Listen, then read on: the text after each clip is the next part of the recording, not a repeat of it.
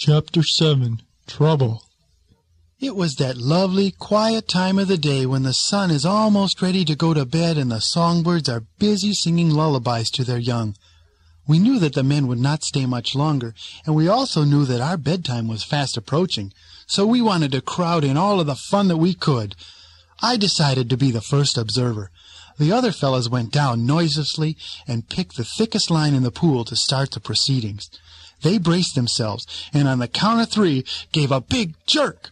It's him! It's him! I've got him! I've got him! Give me room! Back off! Give me room! The other men were all shouting that he'd never land him alone and that they'd be glad to help, but the man with a pole just waved them all back. Give me room! Give me room! Would you back up some? I laughed until my sides ached, and then I saw the line go slack.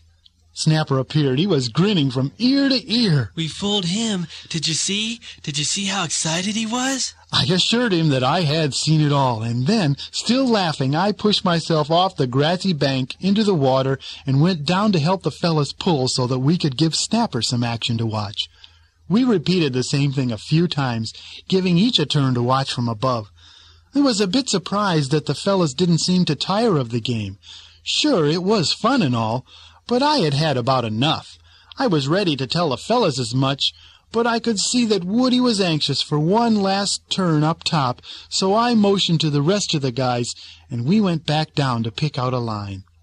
It was getting pretty dark down under the water now. The lines weren't nearly as easy to see.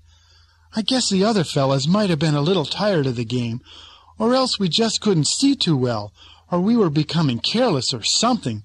For just as we went to give a big jerk, I heard Snapper holler and knew that something was wrong. We all let go and jerked back. That is, all of us but Snapper.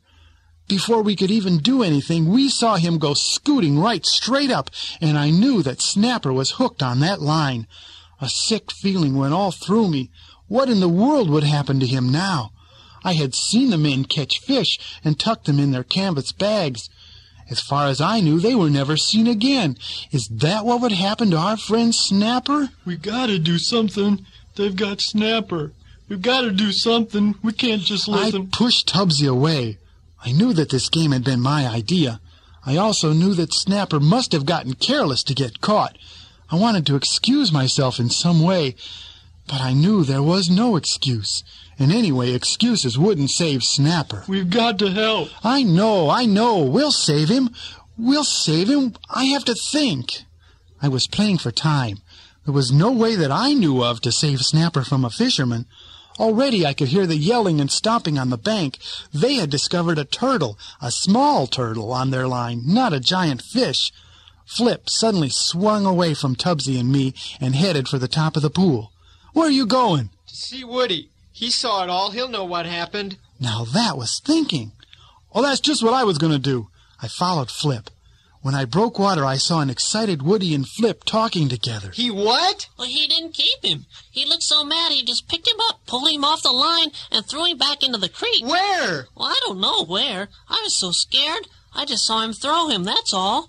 I was afraid he was going to stick him in that canvas sack, but all the other men were teasing him and laughing, and he just took him in. We gotta find him. He might need help. Tubbsy, you take the north bank. Flip, you take the south. Woody and I will take the middle. We all set off looking for our friend Snapper. I knew that each of us was scared. Scared that he might be hurt badly. Scared that we might be in big trouble. I was also glad that the fisherman had been mad enough to throw him back. What if he had tucked him in his bag? Then there would have been nothing we could do. It was getting dark and it was hard to see. We paddled our way through the murky creek waters, calling out for Snapper as we went.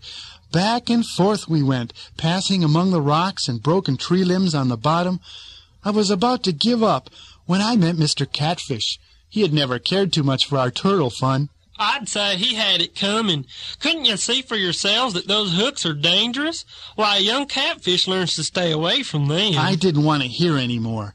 I turned to leave, but Mr. Catfish slid backward, blocking my way again. His long whiskers twitched. He's going to hurt for a few days, you can mark my words. See that scar there? Had a hook there when I was little more than a fry. Nearly got me. If I hadn't been so quick, I would have ended up in the pan.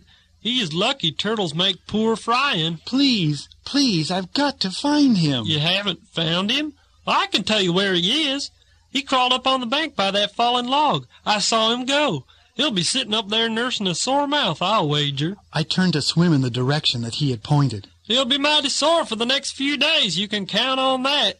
You youngsters got no business playing around with things you know nothing about. I knew that he was right, but I wasn't going to give him the satisfaction of agreeing with him, so I just swam away. I had to find Snapper. I had to know if he was all right. In fact, I wanted to see him and chat with him myself before the other fellas saw him.